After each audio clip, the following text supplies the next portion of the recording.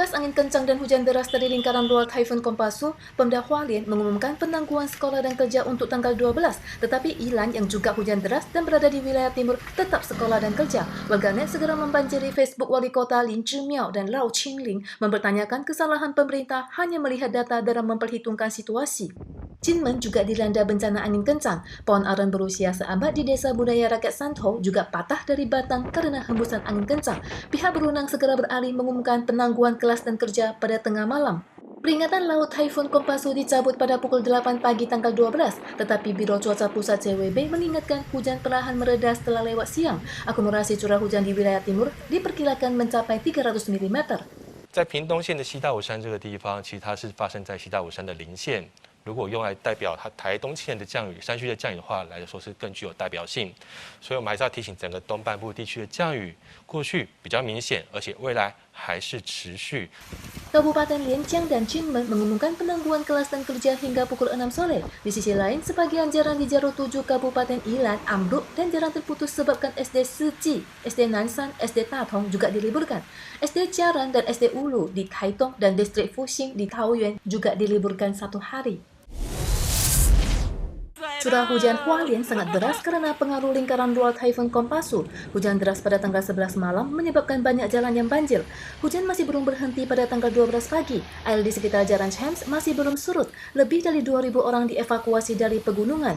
Jalan penghubung luar daerah Tebing Kuofuli di dekat pegunungan banjir mengakibatkan beberapa mobil mogok. Jalan penghubung kampung Tongmen, Shouli juga mengalami tanah longsor. Sungai Mukwa yang ada di sekitar meluap dan mengkhawatirkan penduduk setempat. Sungai Syukuran di kawasan selatan juga meluap karena hujan deras dan menyebabkan jalan Ruikang terputus dan hubungan keluar kampung Cimei, Ruisui juga terputus. Sementara banjir di jalan industri Chikesan di kota Yuli juga tidak bisa dilalui. Menurut CWB, akumulasi curah hujan di Hualien hingga tanggal 12 siang telah mencapai 331 mm. Taifun juga membawa hujan lebat di daerah pegunungan kawasan tengah. Pada tanggal 11 sore, seorang pria dan wanita mendaki Gunung Roma.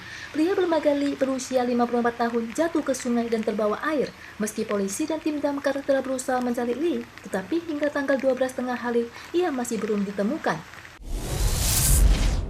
Pada pukul 4 pagi tanggal 12, dinding gudang kerikil di Jalan Tongwan Sou, distrik Guishan, Taoyuan tiba-tiba ambruk dan menimbun sebuah taksi yang kebetulan lewat. Polisi dan petugas damkar segera melakukan penyelamatan di lokasi. Supir taksi sudah tidak bernyawa saat dievakuasi. Keluarga korban yang tiba di lokasi dirudung kesedihan yang mendalam.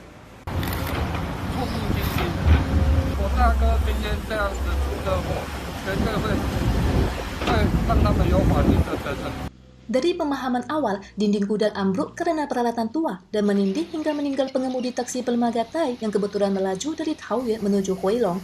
Kantor polisi Huilong cabang Guishan segera menghubungi keluarga korban dan penanggung jawab gudang kerikil untuk membuat catatan kasus dan penyelidikan lebih lanjut. Keseluruhan kasus diselidiki atas kelalaian yang menyebabkan kematian.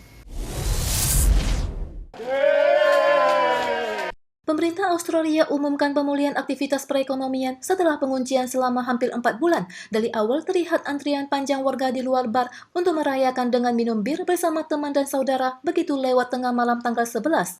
Lebih dari 74% warga berusia di atas 16 tahun di New South Wales telah menerima 2 dosis vaksin. Otoritas setempat telah mengumumkan pelonggaran prokes dan toko kembali beroperasi sesuai pembatasan kapasitas.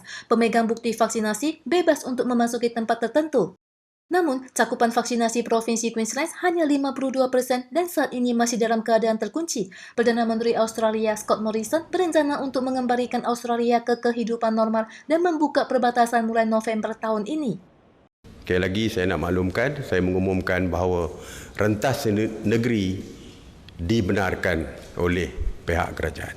Kebenaran ini, kebebasan ini akan bermula pada hari besok. Selang 9 bulan, pemerintah Malaysia juga mengumumkan pembukaan perjalanan antar negara bagian. Laju mobil di jalan tol yang lama hilang telah kembali. 90% populasi warga dewasa Malaysia telah selesai vaksinasi. Warga negara Malaysia tidak perlu mengajukan permohonan untuk keluar negeri. Industri pariwisata optimis dengan kebijakan ini dan berharap bisa segera menyambut lebih banyak wisatawan.